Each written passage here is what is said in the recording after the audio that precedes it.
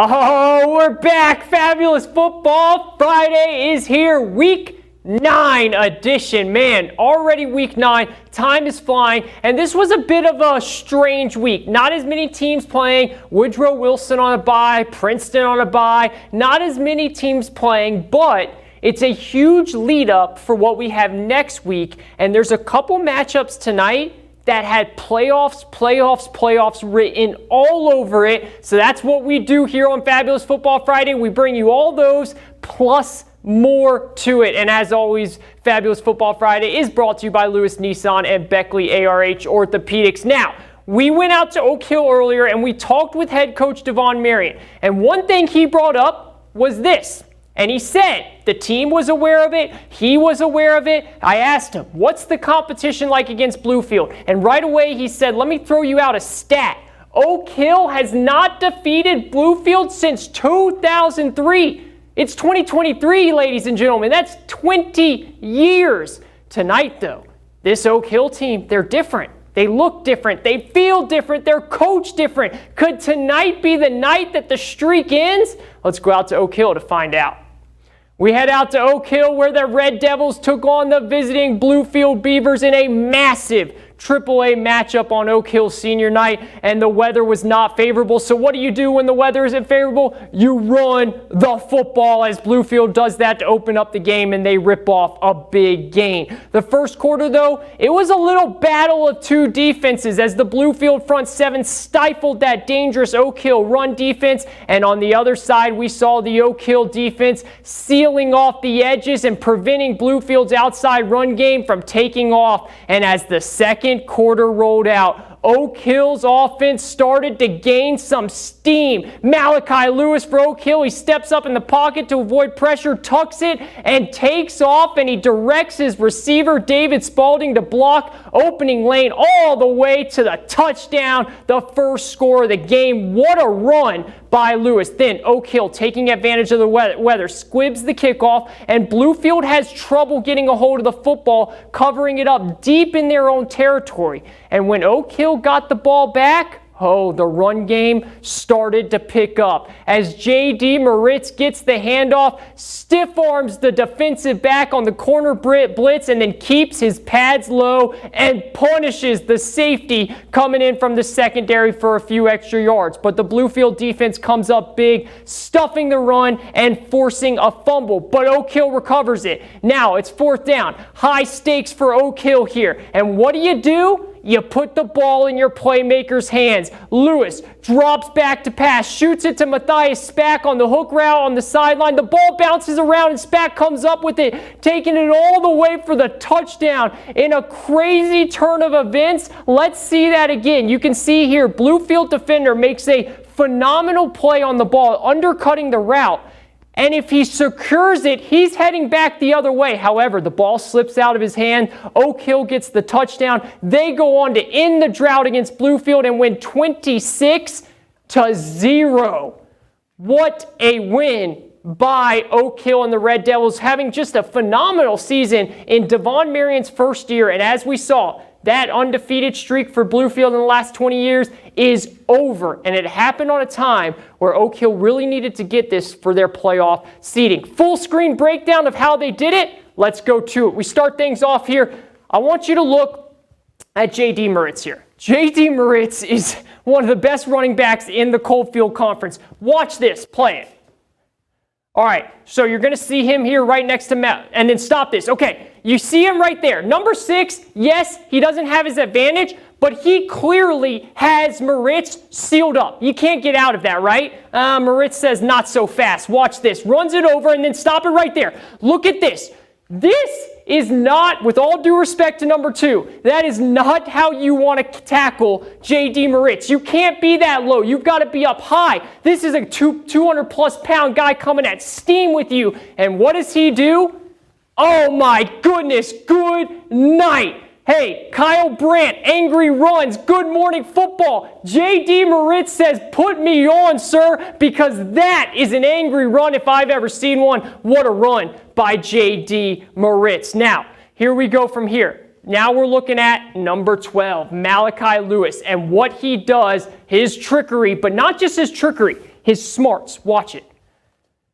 Here we go from here. He's outside the pocket. Stop it right here. This is what I want to show. Watch what Malachi Lewis does with his hands. He sees he has a full field to run, but he knows he's got a teammate right here. David Spalding, he needs his help. So watch what he singles him. Look, he says, hey, block me. Come block for me. He lets his teammate know. Spalding read him, and he took it all the way, and he was able to get a touchdown, the first touchdown of the game, because of the chemistry that him and Spalding had. Now, this was the crazy play we showed you that really turned things around. It could have been 7-7. Instead, it's 14-7. Let's look down here. This is the one where Matthias Spack throws it up. He catches it. Now, watch this. Stop it right here, okay? Zacchaeus Lewis. That play was crazy. Everybody's just like, what happened? And instead of Zacchaeus Lewis just standing there saying, holy crap, what just happened? He says, no, I got to block. I got to help my guy get into the end zone. So what does he do? He puts up a beautiful block to help finish the touchdown run. That's teamwork right now. That's how showing that everybody on Oak Hill is on the same wavelength, the same speed. And in a game like this, where it is so hard to do anything because of the weather, you saw the jerseys out there. They were dark. They were dirty. There was nothing happening, but Oak Hill was able to come away 26-0. This team is special, and it serves it right that this is the team that ends that drought, because they've been playing perfect all season long. Long season to go from there. Shady Spring, they were home this week as well. Let's go out to Shady Spring. We go out to Shady Spring where the Ripley Vikings are in town. Shady Spring got back in the winning column last week with a win over Wyoming East, where Gavin Davis had a record-setting performance. 6 touchdowns on the day, while Ripley suffered a loss to Greenbrier East last week. Ripley tough, though, gets things going with the run game as Tyson Pritt hands it off to Noah Castro, and Castro weaves through the tackles, hits the outside, and gets all the way down to the 1-yard line. The Vikings trying to finish it. They give it to Castro again, but the Tigers are there to stop him short. One last try, 4th down for the Vikings. Are they able to shut him down right before? Yes, they do. Massive burst from the Tigers front line, and Shady's defense comes up big and doesn't allow the Vikings in the end zone. So Shady takes over. Hand off to Gavin Davis. Davis rumbles and bumbles his way for a first down. This time, the Tigers hand it off to Evan Homage. And Homage comes around the right side, gets deep into Viking territory. The Tigers are moving on. Cal Colcierto under center.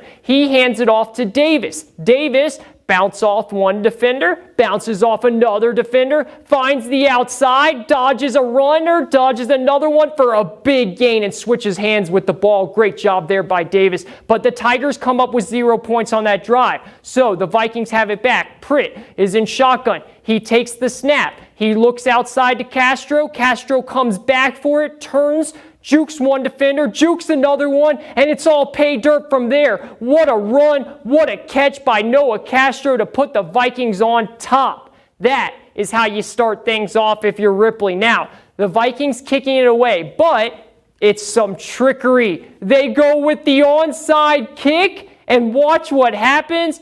Bounces off, and it's recovered by the Vikings. A sneak attack right there from Ripley early on in this one. So they have it back. That is the Vikings. Pritt is in shotgun. He looks to his left, and guess who? It's Castro again. And Castro takes it past the 15 and into the red zone. But the Tigers defense shuts it down and gets the ball back. So time to go. Davis gets to work. He gets the handoff and he fumbles it. It's raining, it's wet, it's cold, and these are the turnovers that happen. And Ripley gets to take advantage of it. So Pritt has it in shotgun, looking for someone, steps up in the pocket, takes off, gets a big gain, and then it's time for you-know-who from there. Look at that run right there by Pritt when nothing was over. Now it's Castro. Castro takes the handoff, runs to his left, stutter steps, patient, turns it on, gets down to the 1-yard line. And again, this time,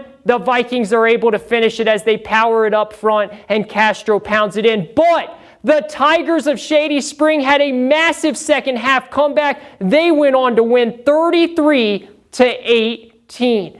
Huge comeback there by Shady Spring. They were down early, Ripley was able to do everything, especially in the run game, but Shady Spring in that run game came right back in a wet and cold day, and they put up 33 points and went on to beat Ripley 33-18. We are just getting started here on Fabulous Football Friday. Independence, they went to Nicholas County. What happened? We'll show you right after this. Welcome back, Fabulous Football Friday. Now, this is what we've been talking about all week. Playoffs, playoffs, playoffs, because we're at that time where every game is so important for if you make the playoffs, if you don't make the playoffs, seeding-wise, home field advantage for the first couple rounds of the playoffs, all of that is so important. One team that everybody knows, the defending champs, Independence, the Patriots, they've had the biggest roller coaster season. They started out hot, lost a couple, won a couple, and now they're on a win streak. And now they're looking like their prime Patriot form to get right back into the playoffs and go on a run. But it all has to start, or keep going, I should say, against Nicholas County, at Nicholas County tonight. Let's go out. Go out to Nicholas County here, where it's a crucial game for Independence, trying to get back into the playoffs, and the Patriots start things off with a bang as Tyler Linksweiler takes the handoff, breaks a tackle, breaks another, and gets deep inside Grizzlies territory. Then it's Linksweiler again. This time, he gets it down to the 1, and a beautiful tackle right there to keep him a yard short of the end zone, but the Patriots come right back at them. 3 players in the backfield. They give it to Connor Bradford, and Bradford pounds it in. Touchdown, Patriots. Patriots strike first. They get the ball right back, though. Silas Nelson in shotgun with Linksweiler next to him. Gives it to Linksweiler. He runs hard through the tackles, gets untouched until he gets inside the 10, where he gets to taking down. The running game was working early for the Patriots as Linksweiler, but boom, finish off the drive, and the Patriots go up 14-0. That run game was something. Now the Patriots have it at midfield. Nelson takes the snap, drops back, looks up, finds his guy, Rashawn Sims, who gets a foot out in front, and he's in for 6. The Patriots come out ready to roll for this one, and they have the ball right back. This time, it's Bradford's turn. He runs to his right, breaks a tackle, gets the first down for a big gain. This is what Independence was doing all night long. 3rd down, gives it to Bradford again. He runs to his left, but the Grizzly defense is all over it this time as they shut Bradford down and force a 4th down. Patriots go for it. They give it to Linksweiler, and the Grizzlies have it covered. Big play by the Grizzlies defense, and just maybe Nicholas County is coming to life. But the Patriots say not so fast. They get the ball back, and Linksweiler wants a second chance, and he runs with a second chance. Power for the 1st down. This Patriots run game was unstoppable. And then they reward Linksweiler again, and he finishes it off this time. The Patriots in full control going into halftime. Coming out of halftime, the Patriots, who have run the ball so well all game, now they pull out some of their own trickery as Silas hits Trey Bowers in the screen. Bowers stutters, find the outside, hits it for a 1st down, and they go back to the old reliable run game. Linksweiler hits the hole, complete speed, no one touches him, and Linksweiler was living in the end zone tonight as the Patriots go on to win 46-0. All right, full screen breakdown for how Independence was able to put on this type of dominating performance, and it was incredible. We start things off here. You see Silas Nelson, and you see Linksweiler right next to him in the backfield. Watch what I want to show you, though, here is the big guys up front. You want to see 75 and 60. Stop it right there. Look at what 75 does. They did this pull action where they pulled from over here. They came right here. 75 completely blocked off. And then Linksweiler says, hey, big guy, remember we showed you this last week with Oak Hill? Let me follow you. And look what he does. He clears the hole. He cuts back. And Linksweiler goes deep into Grizzly territory. That run game was perfection because of stuff like that. Now, we're going to look here at this guy, Trey Bowers. Watch the motion. Independence uses motion better than any team I've seen in high school. Watch what they're going to do with Trey Bowers. All right, he comes across and stop it right here. That little bit of motion brings guys like this and this flat-footed because they're worried about Trey. And look what they do up here. 60, 75. Again, pulling it through, leaving a wide open hole for who? Tyler Linksweiler. The run game was poetry for Independence. The way they were just moving their blockers, motioning out people, it was incredible. Now, they said, all right, we run it. Let's do a little screen pass. So what we're looking at here, Trey Bowers, he's lined up to block, right? At the last second, he instead jumps out and acts like it's just a perfect passer. Now stop it here. I just want to show you the speed that Trey Bowers has. He is jogging right now, and then out of nowhere, he just turns on the gas. Look how quickly he can go from 0 to 100 to get an easy first down like that. Great job there by Trey Bowers and Independence now that they are putting on a clinic and looking like they're in prime playoff form. Let's go out and check out some other scores that has happened so far. Greenbrier East, Parkersburg South 72-7, Oak Hill 26, Bluefield 0. That was our game of the week. James Monroe 35, Liberty 0. Wyoming East in a battle with Pikeview 14-8. Shady Spring 33, Ripley 18. Greenbrier West, their undefeated season continues 48-0. Meadow Bridge 14-12. Summers County 57-12 over Pocahontas. Clay County 73-0 and Independence 46-0. Now we go out to our playoff scores for the big playoff coming matchups. Key AAA playoff games. Cabell Midland 31 over Huntington. They beat Huntington. Spring Valley 17, George Washington 14, and Martinsburg 23 over Spring Mills 6. AA key playoff games. Roane County 25, Mingo Central 0, North Marion 21, Herbert Hoover 14, and Lewis County 39 and Philip Barber 38. And then the single A to wrap it up, Williamstown 51, Tyler Consolidated 6, and Dodge Ridge 20, and East Hardy 10. Woo! Fabulous Football Friday is in the books. Week 9. It is rolling on by, but so many more big games coming up that we will have for you right here. Don't go anywhere. Final forecast right after this.